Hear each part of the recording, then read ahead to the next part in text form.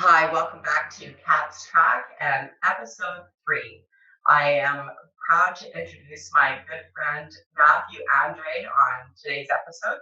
Matthew was raised in Calgary, went to university in New Brunswick, and has worked for most of his career in Calgary, with a brief stint in Aberdeen, Scotland from 2007 to 2009.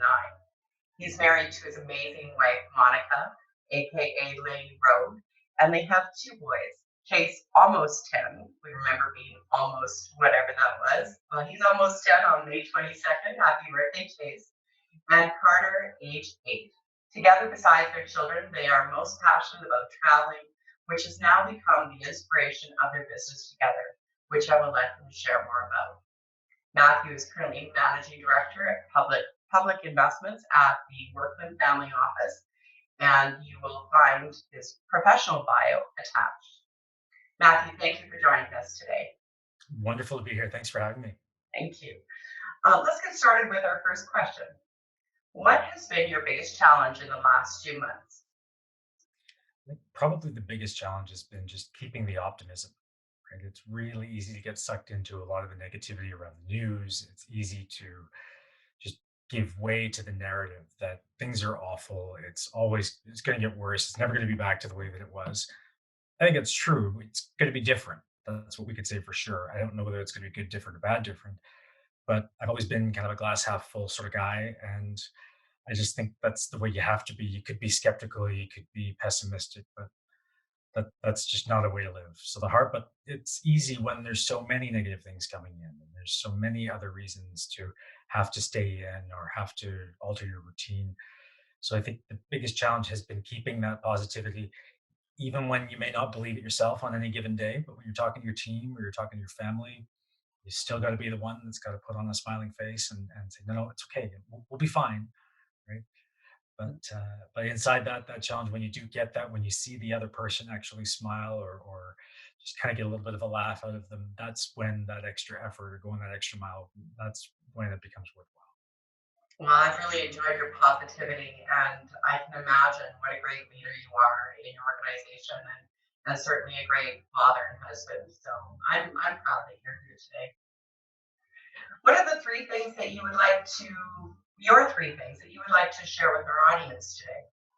I think that there's always a bit of a challenge, I think, in these kinds of times, but it's about framing how you answer that. Everybody will have a challenge around perhaps the relationship, whether it's with their spouse or with parents or with kids, or perhaps a career challenge or that sort of thing. But to me, it's about getting the framework right.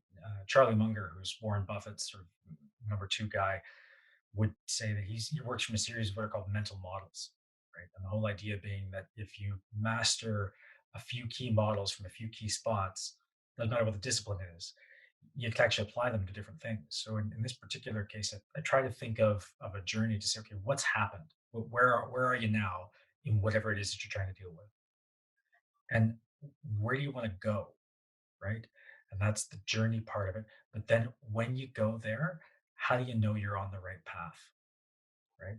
So to me, it's about understanding where you got to where you are, and then figuring out where you want to be, and then figuring out how you want to get there. Doesn't matter whether it's career, whether it's geography, whether you're just simply planning a post lockdown road trip with your family. Right? If you keep that sort of framework in mind, you can usually break things down that seem like really, really insurmountable tasks. You can really break them down quite easily into bite-sized chunks that suddenly don't seem so bad. The power of now. I love it. Pretty much. Yeah, because we live today. I mean, everybody talks about, oh yeah, geez, well, in a few months' time we'll be out of this. Maybe, maybe not. But you do have to deal with reality today. The surest way to fail is to try to deal with reality wishing it was something else. Right. So true. And that's not helpful. I mean, it's you can have your moment when you sort of think, geez, I really wish it was different, but it isn't, whatever it is. So you might as well just say, okay, we are where we are, and let's figure out how we take that and harness that to make it better. Oh, that is excellent advice. Thank you so much for sharing that. Great insight. And what is your good news story that you'd like to end with today? Well, I think the good news is there is possibility in everything. As you referenced earlier, my wife and I had a bit of fun just drawing around. She got me an iPad and an Apple Pencil 2 Father's Days ago and said, "Look, you've got this idea for something, so either start drawing or stop talking. And I said, "Oh, okay, love you too, honey." But anyway, the concept for Gentleman Robe was born at that point, which was pocket squares, cufflinks, and ladies' scarves designed by us here in Calgary, and then manufactured in Italy, but sold around the world. And Wow. a lot of fun with it. We say that it's the crosser. It was born at the style or the elegant, the intersection of elegance and irreverence. Right? So there is a little bit of a James Bond sort of style, but also insouciance about it. And I think the big thing is it's supposed to be aspirational for us. We want to be better than we are. I think that's common across everybody, and this is just what you can reach for to help get you there. I love it. So, what is your vision for it? Where do you see it expanding, or is there anything we can do to support you? I would love for it to expand. I think the ideal goal would be, I've said this to a couple of colleagues, to for the business trips to be the same sort of Toronto, New York, London, just for Fashion Week rather than investment conferences. How So fun! that would be a lot of fun for me if we could get there.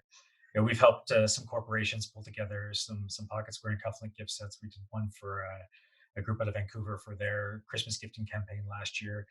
It's just something different. I mean, my colleague had said he was tired of giving out, the cell phone chargers that didn't work after two uses or something. And he, with the cufflinks in particular, his office was saying now it's kind of funny because in their office it's become the equivalent of like the TD Bank lapel pin that all the TD Bank guys wear. So that was kind of neat for me. That is very neat. And what is your website address? So the website is gentleman singular gentlemanrogue.ca. Excellent. Thank you. And I assume you're on Instagram, etc. We are, yeah. It's Gentleman Rogue One, and I think the other thing too that we're trying to do is we recognize a lot of people are in tough right now.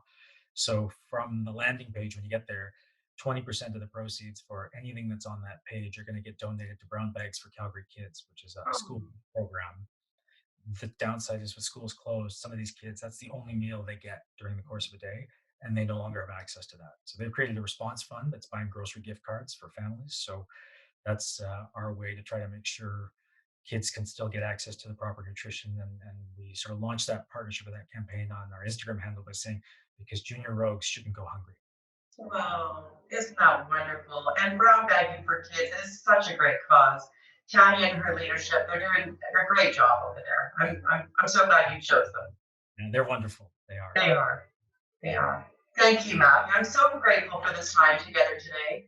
I look forward to staying in touch, and when we're absolutely able to get together in person again, we'll have to enjoy some lunch and catch up. Absolutely. Absolutely.